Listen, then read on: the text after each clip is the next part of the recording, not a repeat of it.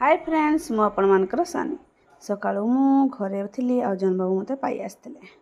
से राति पहुँची एतले सकाळू सकाळू आम गाड़ी घरे बसना चाहा टे पीऊँ कारण चाहा बन सारी ना कारण मुझे मेडिसिन खाइबी तापर मु छेनीपदा जी तापर गाड़ी घरे या बसिना बिस्कुट आ चाहा खाइलु कारण मस्का चस्का बिस्कुटा घर को आइले मते बेसी भल लगे आ सहित आम घर दृश्य टी बहुत बढ़िया लगुच सकाळू सकाळू मेघ पाग मस्त लगुच तापर आम बाहरी पड़लु छेनीपदा को आउ पहुँची पड़लु छेनीपदारे पहुँचु पहुँचु रोषेईबास टी स्टार्ट करदेली डाली बनईदेली भात भी बनईदेली आज शाग करवार था कारण सोमवार था अरुआ भात रोषे करी सबतिक बन बना सारा बेलू आटलिस्ट 11 तो बाजी सारी ना